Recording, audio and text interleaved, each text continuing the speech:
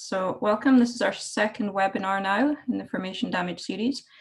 Justin Green will be presenting for you today, and he'll be giving you some expert insight into the question, does shutting in wells create additional damage?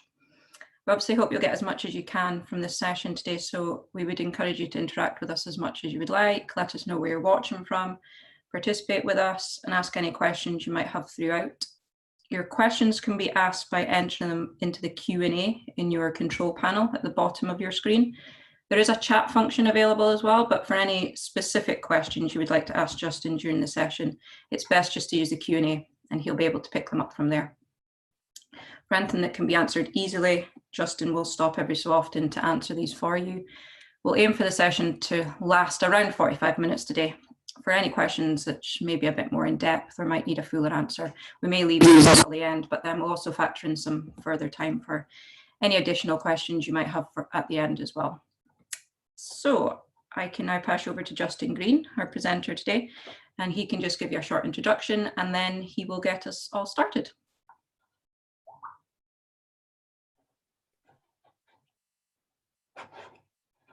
Thanks, Jennifer.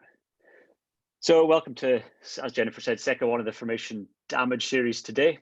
So last week we did a slightly more in-depth session on what is formation damage and why should we care.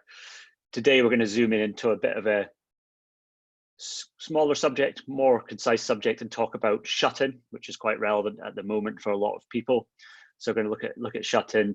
And as Jennifer said, just chuck your questions in the Q&A if you'd like to do any questions. I'll turn off my video now so you won't see my face till the end, but now we will talk a little bit about shut-ins.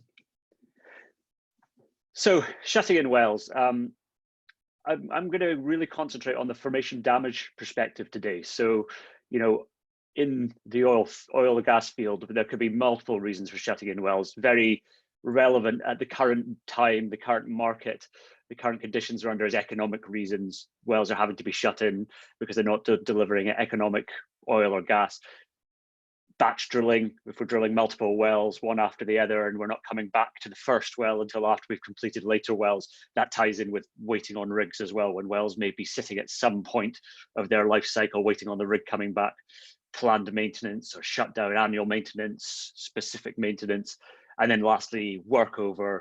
We could have wells shut in before, during, or after workover.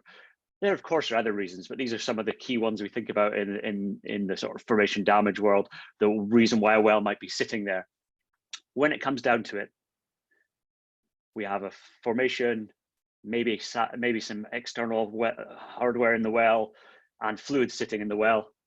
And this is what no matter what we're doing it for in this circle of reasons here, with the well is shut in and we're concerned at a formation damage level, we are going to leave the well sitting, and there may be some side effects of that. And the question is, are there side effects of that? Jules has asked, are there also seasonal shut-ins? Absolutely. I was trying to narrow it down to a few. I could have had batch drilling and waiting on rig and seasonal shut-ins. Jules, that's a good question.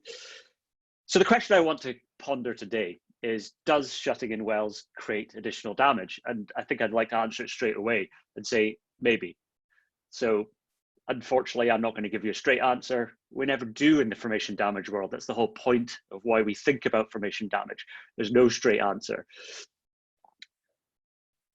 So, and I'm going to show you some results. So I'd like, if there is variation in results with shutting in wells for different times, different reservoirs, different fluids, which there are, I'm going to show you them, then what sort of things might be sensitive to damage? Because that should be what we're thinking about.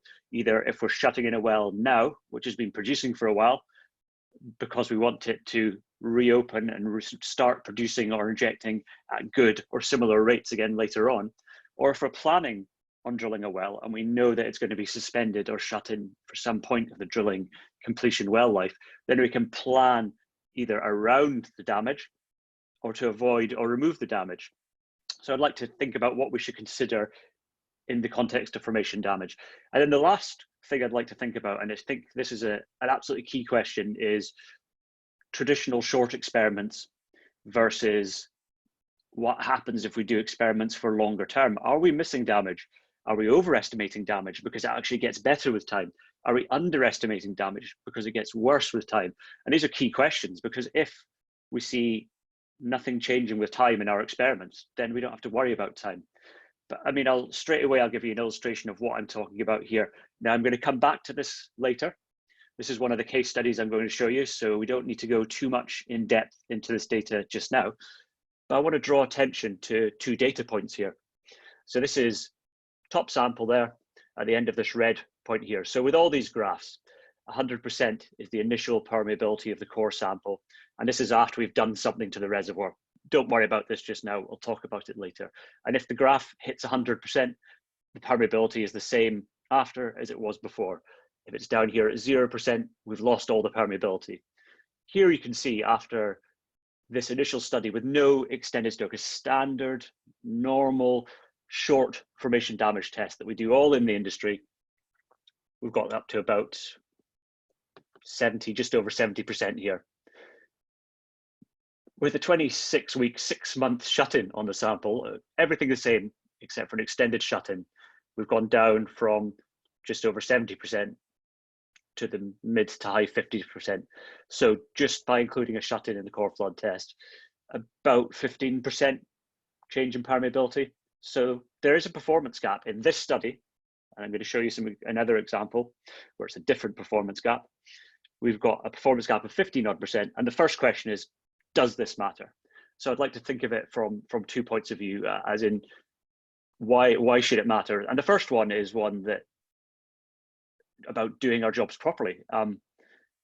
If we're drilling a well, completing a well, shutting in a well, it's our responsibility as an industry and individually within operators to understand what might happen during that period and do the best job of basically maximizing the hydrocarbon recovery to add value for our shareholders, but also to make sure we're doing our jobs the best we can and picking the best solutions. Here, there is a problem developing, and the question is, what is it and how can we fix it? I'll come back to that later on. So it matters, I believe, because something is happening here that we don't understand, and it's our job to understand that and try and avoid it, because 15% sounds like it could be marginal, but it might be significant. I showed a graphic very similar to this last week because it's illustrative. And again, I said this last week and I'm going to say it again now. I'm not trying to say that drops in permeability translate directly to losses in production at all. They can, but they don't necessarily. But I'm doing this as a kind of conservative illustration of the level of financial impact formation damage can have. So here in this example, I think I've gone fairly conservative. 1,000 barrels of oil a day at $25 a barrel for 300 days a year for 10 years. That equals 3 million barrels of oil production, which is at the $25, $75 million value. So 15% damage. So the difference between here, and here is 15%.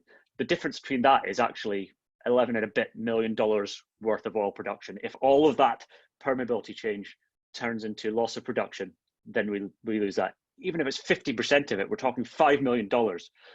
Even if it's 10% of it, we're talking $1 million just from that difference there. And so the other reason why I think we should care about this is because we're driven by something within the industry. We're either driven by hydrocarbon recovery, getting the highest rates we can, which is a pure scientific argument. We should minimize damage to get the highest rates. Or we're being driven by our bosses, by the economics, by the shareholders about value and increasing value on the wells. So being able to remove some of this, make this portion here of lost production, lost value, the smaller we can make that, the more value we add to the well. And if, as I said, there is the potential for shutting in wells to have this impact, then we need to be thinking about it if we can. So with that in mind, I'd like to just maybe talk technically now about what some of the key sensitivities that we could see change with time. And again, I'm going to pick some of the key ones, and I'm sure people have other ones that they think of and they know of. And then I'm going to think about what damaging mechanisms or what sort of damage we could see related to them. And again, I'm only going to pick a subset here. And then I'm going to pick an even smaller subset to talk through on the case studies later on. So what sort of key sensitivities am I talking about? So here's some examples. We have native mineral compatibility with operational fluids. You know, we're drilling wells, we're completing wells, injection, workover, stimulation, EOR. We've got the rock itself. And if any fluids are lost into the wellbore, into the formation, there's a potential for there to be compatibility issues. Now, compatibility plus time certainly has a potential to get worse. Likewise, incompatibilities between operational fluids and reservoir fluids. So if we're talking oil wells, water leg, condensate, not so much with gas, still some potential incompatibility between what we're introducing to the well and what's there already, and formation brine as well, of course, the native brine, which is going to be the same in all reservoirs. Change in behavior of operational fluids and cakes. We know that if you leave a drilling mud cake sitting at reservoir, temperature, pressure, overbalance, balance, doesn't matter, it's going to change with time, and it could change hardly any, could change significantly, it could drop off, it could liquefy, or it could bake on solid. So change in behavior of operational fluids and cakes. Suspension pills, if we're suspending a well in a LCM pill, does that sag? If it's a cross-linked fluid, does the cross-linking hold for the time it needs to? So change in behavior of the operational fluids and cake, time can certainly have an impact on that. Hardware compatibility and corrosion. So again, we don't necessarily capture this in core flood tests. You know, we should have checked the metallurgy of sand control, for example, against operational fluids, reservoir fluids, and any treatment we're using. If we're going to use a screen that is stainless steel metallurgy, we've got to make sure that it's compatible with our acid. Any of these small incompatibilities are likely to be compounded as time increases, sitting at reservoir temperature. And then lastly, souring and bacterial activity. Anything, especially with bacteria, can be slow. So the more time and exposure, there's more chance for it to become an apparent damage in the reservoir, especially if you're bringing some with bacteria, if you've introduced some food source to the bacteria during the well operations, or you've introduced the bacteria during the drilling, completion, well operations, and there's food source in the reservoir to them. So these are some of the key ones I wanted to pick up on and say, look, from a formation damage perspective, that time could make worse. And what are the damaging impacts we see of those? So, you know, some of it is obvious. If we think about the operational fluids and hardware, I said, what happens if the cake changes? So the one that we think about most often is, I've used the phrase baking on. Imagine a drilling mud cake, an operational fluid cake, sitting there on the wellbore on a perforation tunnel, within some gravel. If we're an open hole gravel pack, baking onto the wellbore, becoming more solid, becoming dehydrated, if you like, and becoming more difficult to remove, almost like a cement layer. That's something that can certainly happen with time and depending on the temperature of the well and the properties of the fluid. Saturation change or fluid retention. We know that each individual reservoir, its petrophysical properties are one of the controls on damage. And one of the things is the surface chemistry of the rock, the mineralogy of the rock, and changing the fluid that it is in contact with can change things like wettability, saturation itself, the level of saturation. And if the reservoir is exposed to these fluids for short periods of time, you know, drilling completion timelines and then brought straight on to production or injection, there's less opportunity for this to become a significant issue. But if we leave it soaking for months, weeks, years, then there's much more exposure potential of the rock to these fluids and a potential to change the properties of the rock. We've got organic, inorganic precipitation. So we're talking fluids mixing with each other. So we're talking scale precipitation that can happen in producer wells with just the fluids that are sitting there. It can happen in a producer well if we suspend it after there's been water breakthrough. And of course, it can happen in injector wells if there's an introduced injection fluid that's there. Organic precipitation, we're talking asphaltenes, waxes, resins here, with pressure changes, with temperature changes, with well conditions changes, pH, for example. And then we have emulsion or sludge. If some of the well fluids are causing emulsions or sludges to develop, then time actually could be in our favor here, because you'd expect an emulsion or sludge to break down with time. But what if it doesn't? What if we think it is, and then we do a longer term test and we show it doesn't? Clay swelling, fines mobilization, similar to these native mineral compatibilities. I'm just zooming in on clays here. Clays in classic reservoirs, we see them almost all the time. Clay swelling, if we have the right type of clay, like smectite, we can see aqueous fluids being absorbed between the layers of the clay and causing it to swell. Now, time is certainly a component there. So if we have smectite and time and aqueous fluids sitting in a well, we've got to be very cautious on clay swelling. Fines mobilization doesn't need to be a specific type of clay or a specific type of fluid. With things like kaolinite, illite, smectite, chlorite, we can see that the changes in the fluid around them, the pH, the salinity, the chemistry of the fluids around them can cause them to be dispersed, and anything like that is likely to be exacerbated with time. Cake breaking down, high losses. So the opposite of the first one I've got there, operational fluid cake baking on.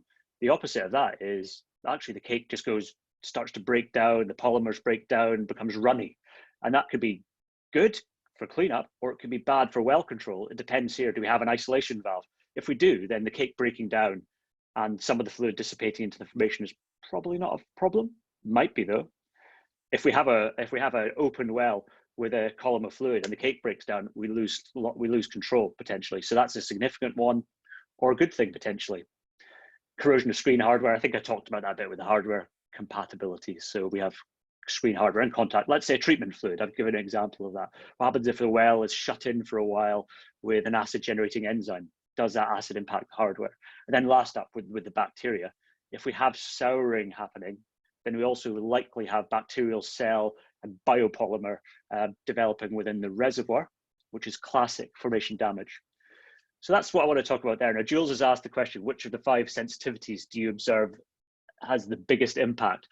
Now, it's going to be an answer I always give. It depends on the reservoir. However, and I'm going to show this in the 2 case studies, I think depending on the part of the well life cycle, it can be different. So in the sort of the drilling completion damage, the nature of the cake, the attachment of it to the reservoir, and what it's like inside the first few pours of the wellbore is absolutely key, and how that changes. And that's what I'm going to show in the 2 case studies.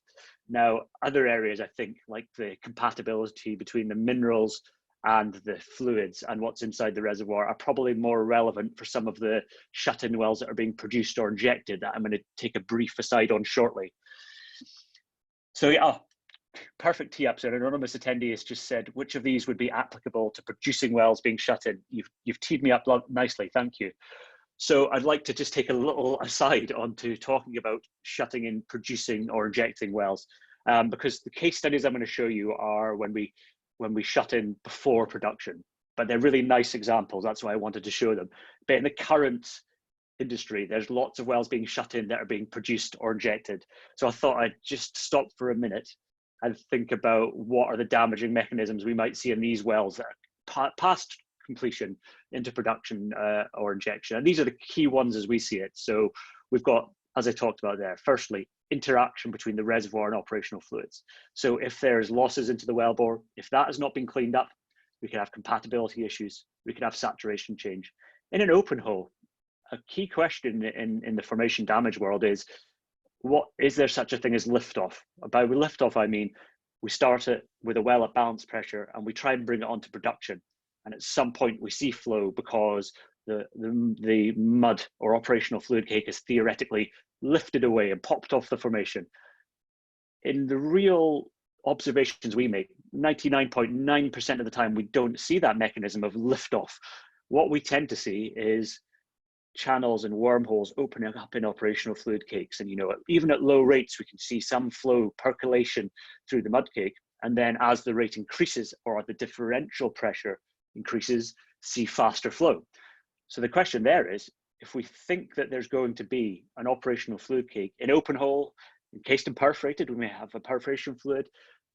If there's going to be operational fluid cake remaining there, and then the well is shut in, does it change? Because we do think there is going to be some sort of cake there. If it's damaging, there's a problem. If it's not damaging, good.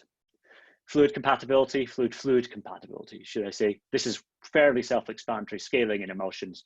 So if we have native brine in the formation and some other fluid sitting there in the pores for a long amount of time, then there's a very high potential, if the chemistry is right, for there to be scale developing, for there to be emulsions, for there to be more significant precipitation than we might see in a dynamic state when we're in a kind of static conditions, sitting there baking it in at reservoir, if the conditions have changed, if the chemistries have changed.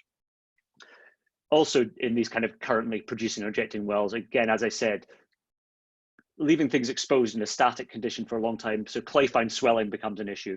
If, for example, we've seen water breakthrough and it's a different chemistry, say it's less saline than the native formation brine, then, and we have swellable clay sitting in there, then we're in a real danger zone for clay fine swelling. Likewise, if we have operational fluid filtrate, or we have water, breakthrough water, which has different pH, different salinity, then the type of clays we're seeing here, which are kaolinite clays, are very sensitive to starting to disperse. Even in static, without the well flowing, we can start to cause these interactions. And then when we come onto production, if we imagine that we weaken the bonds holding these plates together, there's a pore through it right here, and we have clay sitting there. As soon as if we weaken the bonds and then start to flow through this pore, we can start to block pores just by leaving them sitting in, exposed to the wrong fluid for a certain amount of time. Bacteria, as I think bacteria is relevant as well, especially in injector wells, but production wells, of course, as well. The longer we have things sitting with food source, temperature source, bacteria source, statically doing nothing, the more potential we have for bacterial activity and souring, which is a topsides economic handling issue. But in the reservoir, we have bacterial activity, cell polymer growth. That's the key one. Here we have some insoluble metal sulfides that have grown inside a pore just because of the bacteria, side effects of the bacteria. And then we had corrosion of hardware with currently producing well. What are we suspending the well in, and does it interact with any hardware and corrode it? So that's for current producing wells, the question from the attendee there about what do we see for current producing injecting wells, and to answer Jules' question as well, you know, these are the kind of key damaging mechanisms at that point in their life. And now I'm going to show with case studies some of the damage mechanisms related to drilling completion damage, and because it's becoming increasingly frequent for us to suspend wells some point during the drilling completion. So I've got a question here from another anonymous attendee. Typically, exploration will take about a couple of weeks before they're tested. Will that be generating formation damage as well? I'm going to answer the way I answered the first main question. Maybe. So absolutely, any extended period where there's fluids and non-native things in contact with native things, there is a potential. You'd expect that to become exacerbated with time, but maybe is the answer. And I'll show you a couple of examples shortly. So for the drilling completion type damage, or the early well life, let's say it this way, early well life damage, I'm going to zoom in on the ones I've got highlighted here. So thinking about rock compatibility, fluid compatibility as well, and the change in behavior of the operational fluid and cakes. So that's what I'm going to talk about just for the next section, the last section, which is on my case studies. So I've picked these ones. I know a lot of the industry is talking about shutting in currently producing wells, but I've picked these two case studies because they're really good for comparing how things can be different with small variations. So we have two fields here. This is North Sea. We have two oil fields which are within 10 kilometers of each other. They have very similar formations. They're both relatively poorly consolidated. They required screens, sand control. They're clastic oil reservoirs, roughly similar temperatures and pressures. They are variable, so I don't want to be too direct in my comparisons, but I think these are fantastic comparisons. So the operational sequence was basically the same for both of them. So the well was drilled, and in the first case study, it was drilled with an oil-based mud. That was the only option. And in the second case study, they were looking at whether they drilled it with water-based mud. They considered two options, or with one oil-based mud option. The well was then displaced out to, in the first case study, it was called low solids LSOBM.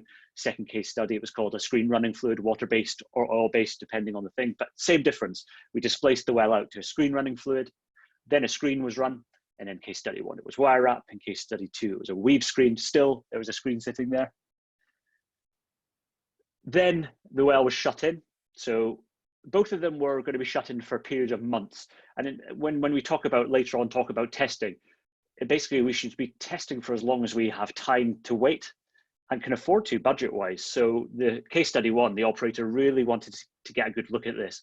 So they set 5 tests, 5 simulations going off simultaneously, which was a 1-day no shut-in. Then they did 4-week, 8-week, 13-week, and 26-week. So 1, 2, 3, and 6-month shut-in periods. The other study was they wanted data more quickly. So they did a no soak, a 1-day type study, and then a 3-month one. So we've got some that we can compare. We've got a 3-month that we can compare to a 13-week, and we've got a no soak, which we can compare to 1 day. Then there was a slight difference in when the screen was run or where the soak was. So in the first case study, the well was shut in before the screen was run, but with the screen running fluid sitting in the well. And in the other scenario, the screen was run before the shut-in. Honestly, that didn't really have an impact on the results. I'll show you some example of that as well. And then they both had the same analysis done, which was CT scanning screen. We looked at the screens as well to see if they were blocked, and scanning electron microscopy. So that's the 2 case studies, very similar sequence. So drill the well, expose the core sample to drilling fluid, displaced out the system at overbalance and at a rate with screen running fluid, either inserted the screen and soaked, or soaked and inserted the screen, and then produced oil and measured permeability. So we have very comparable situations. And now I want to show you some of the data. So this is the graph I showed you earlier on. So this is our first case study. So as I said, 100% is the initial permeability. And so I said in this well, we built up a drilling mud cake, displaced out the drilling mud with screen running fluid, then shut in, then ran the screen, and then we produced. That's what the red block is. After that sequence of events, we then remeasured the permeability. This operator was interested in initial drawdown. What happens if we start a lower drawdown and then move to a higher drawdown? So we did 2. We did first drawdown, which was the lowest of the 2 drawdowns, and then we redid the second differential pressure production period, and then remeasured permeability at a higher drawdown, which led to a higher rate. So the yellow block is the improvement in perm after producing at a higher rate, basically. Then the blue block is what happens after we take off any external drilling mud cake, or operational fluid cake, I'll call it, because there was low solids mud there as well. So we took off the external cake, remeasured permeability. And you can see here in this top one, we've got a big chunk of blue, which is telling me that the cake itself wasn't cleaned up. It didn't lift off because there was some impact on permeability of the mud cake. Here you can see the one below, it's actually much smaller. So here the cake is having much more of an impact on permeability than the cake is here. And the last one is called spin down. And that's a lab measurement we can make where we centrifuge the sample to A, give us a comparable permeability to our baseline, and B, look at what happens if we remove all fluid that for one reason or another was trapped in the sample. It may have been trapped in a low perm streak. It may have been trapped behind the mud cake. And that's kind of like our best case. What happens if we remove all the mobile damage? Some operators think of this as a long-term number. This is the initial, the yellow and red are the initial production, realistic simulation. And the green is our best case for long-term production. So if we have a bad result here and a good result here, there's a good result available, but there's improvement needed. If these are close to each other, then we're looking good. So with a no extended soak, you can see this is what most people would consider an all right. It's not a great result, but an all right permeability result. So after the lower of the 2 drawdowns, we were just over 70%. And then when we did the second drawdown and remeasured the perm, we were just below 80%. So we're losing about 20, 25% of the permeability here with no extended soak period. But then you can see there's a fairly clear pattern for the first 3 months of this data moving to the left. Now, what we did after the first one, when we saw that there was a big chunk of damage in the cake, we wanted to understand whether the cake or screen or both were contributing to that damage. So we actually added in another measurement, which is what the dashed line is. And we took off the screen first and saw if the permeability changed, and then we took off the cake. So in this one here, you can see when we took off the screen, there was a small jump, and there was a slightly larger jump when we took off the cake. Here you can see there's a reasonable jump with the screen, with the cake. But then as time goes on, the screen is becoming less of a factor, and the cake is becoming a factor. So one thing we're seeing here is that regardless of which drawdown we pick, things are getting worse for the first 3 months. They seem to have leveled out. around this 26-week period. However, what hasn't leveled out is the impact of the cake. So as time goes on, the impact of the cake is getting more significant. Interesting, I think, that the short one is worse than these first couple here, the impact of the cake. So maybe the cake is changing in behavior over these first 1 or 2 months, but then it's getting worse as time goes on. So this is another example of how results can potentially vary with time. So in terms of permeability, that's our conclusion for this one. And I'm going to show you the evidence to understand why that was. But in this particular well, as I said at the start, we had maybe a 15% change in permeability, which could definitely have a productivity impact after shutting in for this 3 to 6 month period. That was enough for this particular operator to be concerned. And they actually did a separate study where they looked at treatment fluids. Once we pinpointed what was causing this damage, and I'll show you what it was, they looked at treatment fluids to try and remove that damage to be up at this area rather than at this area here. And that was a quite successful result, actually. So I'll show you where the damage was in the reservoir. And for anyone who hasn't seen it, this is what we call 3D alteration modeling. So what we did was we take a scan of the core sample using a micro CT scanner. And we take 3,000 scans, 1,000 each in the X, Y, and Z plane. That gives us a huge 15 odd gigabyte data set of the core at initial saturation conditions. And then we do the same at the end point of the study. And then we overlap the two data sets on each other, computationally line them up perfectly. And then we run an algorithm and say at each point within the core sample, is the data the same or is it different? If it's the same, go invisible. If it's different, show me the intensity of difference. And you can see in the example here, we've subtracted everything that's the same and just left behind the external mud cake that hasn't cleaned up. And you can see internal, we have an internal filter cake, internal retention of mud, whatever you want to call it. So this is a really good way of showing where the damage is. And actually in this study, it was a good way of giving us some indication of how the cake could change with time. So the 3D alteration modeling, and I'm just going to show here the ones with the soak period, the 4, 8, 13, and 26 week. So here you see here at the top, we have the inlet, the well bore of the reservoir. So there's not a thick mud cake until we get to this 26-week one, relatively thin mud cake. We've just got this zone where there's quite intense bright orange and red change here. And then we inside the sample, we've got scatter change. I'll show you some examples of what that is as well. But this inside isn't changing particularly much during the soak period. And actually, interestingly, outside the quantity of change, although it is here, we've got this thicker, more solid cake on the 26 is changing between 4 week and 13 weeks where we saw the big change.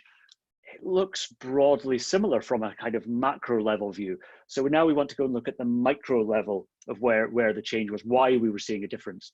And so first thing we did was we zoomed in on the CT scans. Now, unfortunately, this was a few years ago when the technology wasn't fully developed, so we're butting up on resolution here. But I think we were seeing enough to be confident that this is a conclusion. And what our conclusion was that the nature of the cake was changing with time. So what we see here is where my pointer is now is the inlet. So here below it, where the writing is, this is the rock. So we can see the grays and blacks of the grains and pores. Here where my pointer is now is the well bore, the inlet face, and this is away from the reservoir. So you can actually see we have a mud cake. This area here is a mud cake and we probably have oil or mud here. So this zone with the whites and blacks where I'm swooping across now is the remnant mud cake there. So we can see it's like, broadly, there are some areas that are standing out less dense, which is black, and more dense, which is white, standing out. But as time moves on, it's becoming more blocky and black and white. So here it's kind of monotone. With 8 weeks, we're starting to see it becoming more blocks of black, blocks of white. And then we're seeing at 13 weeks, we're seeing a definite separation of black and white, and that's mirrored here on 26 week. So what we think we're seeing is that the mud cake was becoming more heterogeneous with time. So the cake was kind of like not staying as one single phase, if you like. It was starting to break down a little bit and change on the nature of the rock. We then zoomed into that with the electron microscope. So this is looking at the inlet, the well bore face of the core sample with an SEM. So right now, imagine we're sitting in the well, looking back towards the formation. There's no screen in the way, so we can see the reservoir. After 24 hours, what we're seeing here is I can see these are sand grains, the large grains here, and the black areas are the pores. So we can see open pores. There's some mud, so sprinkled over it. Imagine we've got sugar on a donut here.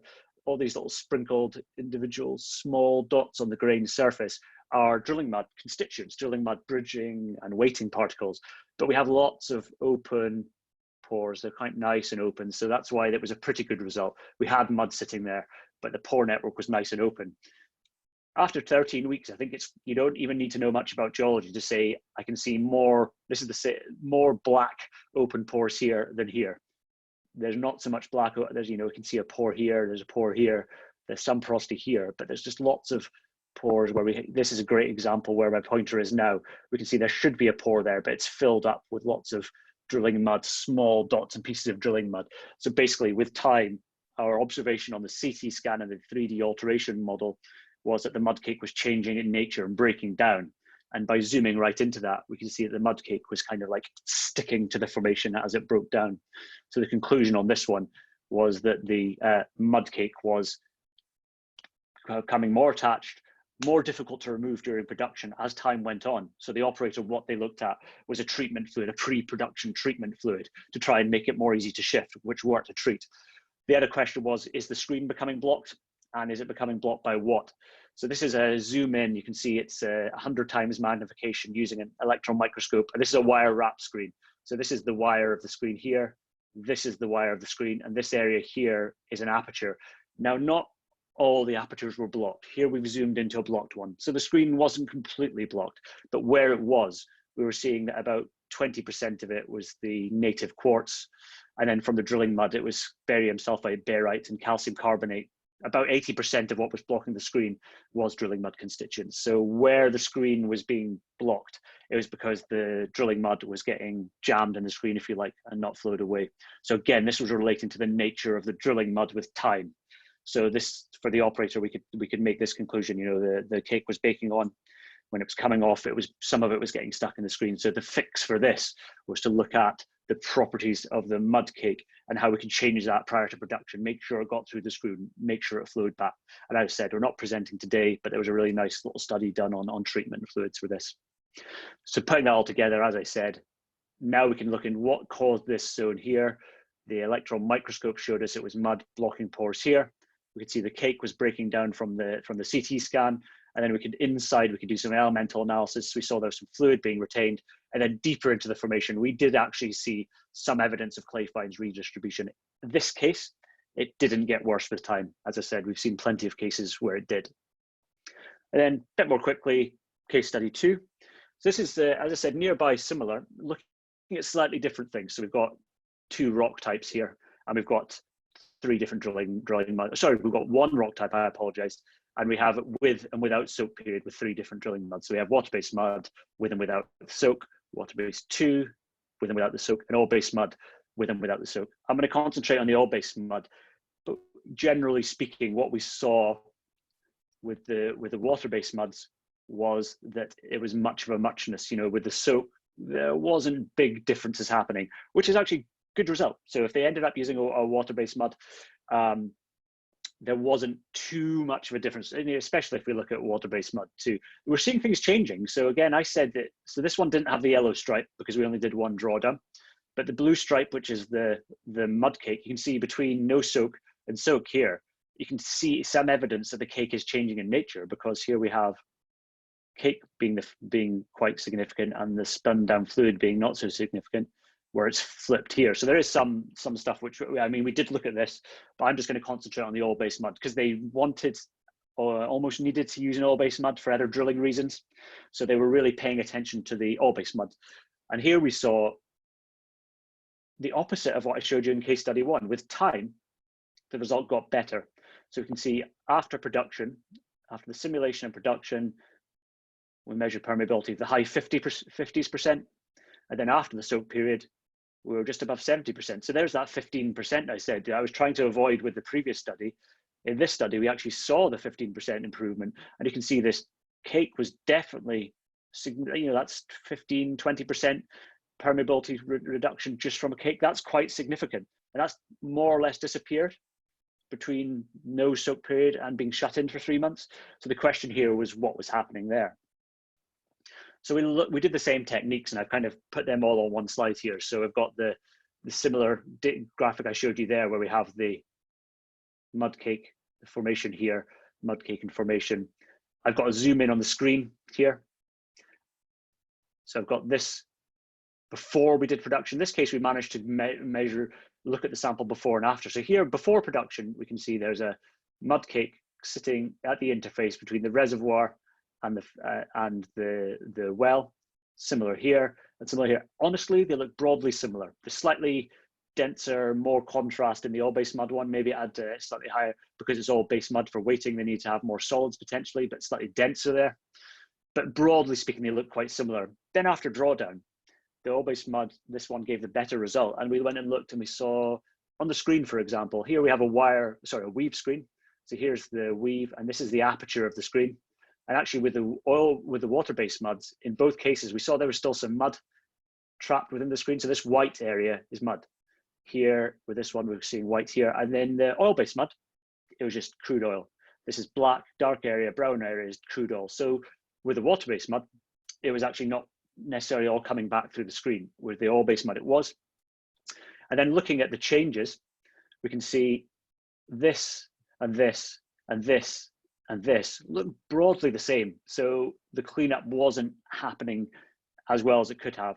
With the all-base mud, we were seeing a slightly better cleanup. Yeah, on the right-hand side here, we're seeing something broadly similar, but the mud was more or less removed on the left-hand side here. So with the all-base mud, we saw the shut-in was actually acting like a natural treatment fluid, if you like. Temperature and time was enough for this all-base mud to start to break down and be more easy to flow back. And that was showed by this also showing the opposite of what we saw with case study 1. So after 3 months, the water-based mud showed the same as the case study 1, where we had lots of pores blocked. We have some pores open. These are not catastrophic results. They're just room for improvement because there's pores being blocked here. With the all-based mud, there's little to no mud there left there at the end. We've got very open pores. We can see all the grains. We've got some patches. There's a patch of mud. There's a patch of mud. There's a patch. There's some there. But the pores are much more open. So the water-based mud kind of sat there, baked on with time. The all-based mud broke down. So this was very encouraging for the operators. So they said, that's good. We wanted to go with the all-based mud anyway. We've got even more positive evidence that the all-based mud is good with time. And in fact, we would hope that if it was left for longer, it might break down a bit more. So then last up, just to finish off, comparing the results. I said we were going to not compare them directly, but we may as well have a look at things that are similar to compare. So with the 2 studies, we saw 2 different conclusions. This case study 1, we saw like minus 15% with time. So after 3 months, we lost about 15% of the permeability. And in case study 2, looking at these 2 data points, we gained about 15% of the permeability. As I said, this is real data. It's just very convenient that we're seeing 15% roughly either side, and they're very close to each other field-wise. So comparing the 2 data points that we can, we've got these 2 data points here, all-base mud, 3-month soak period. And you can see with one, we had quite a big drop in permeability. One, we had lesser drop in permeability. So, if I was picking a scenario I would like to see number 2, but how do we know that scenario is going to happen? This is where my argument comes in about making sure if we have an opportunity, we check that in the lab, because if we're in scenario 2, we don't have much to worry about. If we're in scenario 1, which this operator was, they had to think, what do we need to do to close this gap here? And they ended up looking at a treatment fluid because they knew it might happen. So knowledge is power, and just shutting in a well and hoping that it performs the same as it was in a short term, that is important. And my question at the start, if this is in the industry, most tests are done relatively short term. They might be 1 week long, let's say. So most tests would show this data set, this data set, this data set. They wouldn't show the 3-month data set here and here. So they would completely miss what was going on potentially in the well. And if we see a difference between expectation and reality, then we might be scratching our heads. But if we then had done this 3-month exposure, we'd say, okay, that's why it's performing, or one of the reasons why it's performing less well than expected. Here, great, we've got a good result and we feel happy about it, but we don't know that until we've actually studied it. I'm well aware that there's time, there's money, there's appetite not always there for studies, but I think there's really good justification for studies. This data, I think, speaks for itself. So just quickly, last couple of slides on what we have seen and what questions we think this are open. So consistently we see, whenever we do shut-ins, we see there is a potential for shut-ins to affect damaging mechanisms. That's for sure. Now, what that actually means pattern-wise is much more difficult to talk about. It's much more diffuse because we don't necessarily see trends. So with the different wells, different locations, different rock types, different pressures, we've seen good results, bad results, no change. So we don't necessarily see a trend, which is bad for operators because you can't predict what's going to happen. That's where the argument comes in about making sure you do as much as you can to understand it. The most typical mechanisms we've seen, as I said, key one, especially in wells where they're shut in before production, is the cleanup of these operational cakes and fluids, the inlet face, the wellbore face, fluid interactions, and scale, precipitation, mineral alteration, all in the near wellbore. Basically, all the interactions in the first section of the wellbore, the kind of damaged zone, invaded zone, can be very important. Now, in producing or injecting wells, it's a different set of mechanisms, but basically we have to think about what could take our reservoir away from its native behavior and upset it, if you like. Similar set of mechanisms: compatibility, scaling, emulsion. So these are all the things we see most. As I said, there's a range of other mechanisms that we see, rarer ones, or ones we see in specific rock types, but this is the kind of dominant ones we've seen in our history.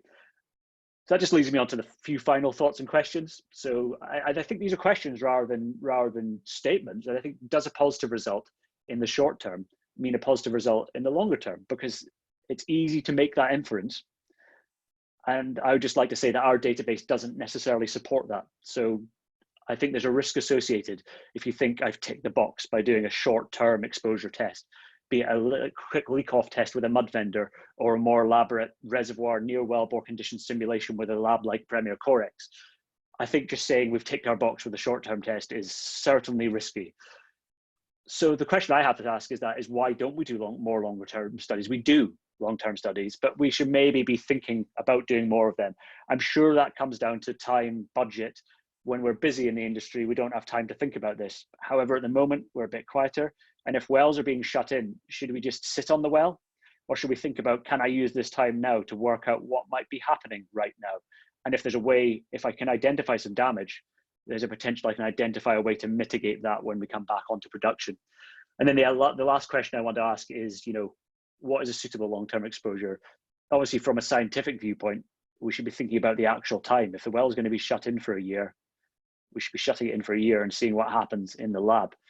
That's tricky in terms of time, budget, and actually getting some data in. Not many people want to wait for data. So what isn't a realistic exposure time?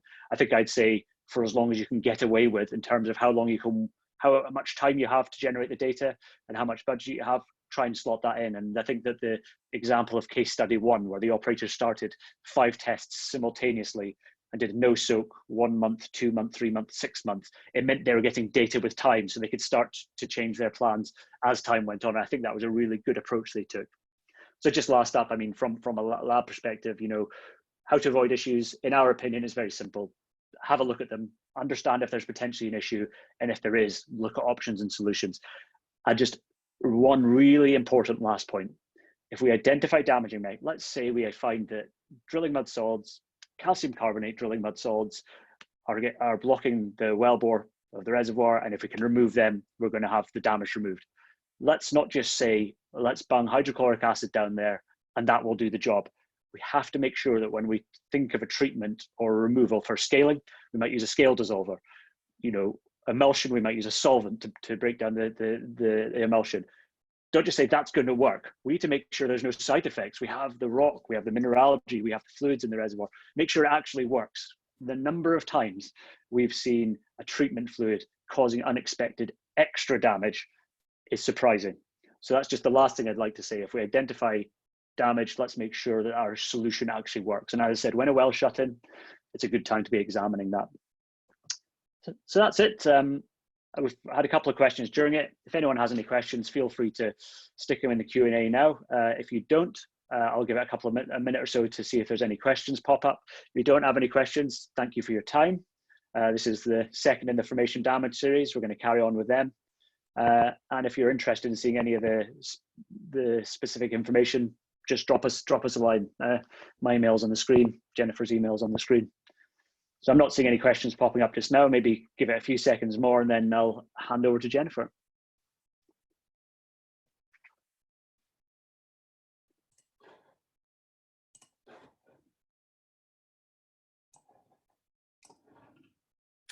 Great, thank you, Justin. Thank you, everyone. We appreciate your time today. If you do have any further questions, you can, of course, contact us directly, as Justin said. We'll also be sending out a link to the webinar recording as well tomorrow in a follow-up email, so you can revisit the slides then if you would like to, and if you've got any further questions after, then feel free to drop us a line. Justin will be back presenting again, as he said, in a couple of weeks on the 28th of May. They'll look this time at formation damage mechanisms and identifying what are the most common mechanisms seen in the field, how they can manifest and what impact they can have on the reservoir. And next Thursday, 21st of May, we'll be holding the second webinar in our core analysis and EOR series, leveraging legacy core, maximizing metadata, with Jules Reed, discussing how visiting old core and old data with expert support analysis can lead to a much deeper understanding and can help us get the most from what we already have. So keep an eye out on our social pages for more information and registration details. They'll be released shortly. And of course, if you do have any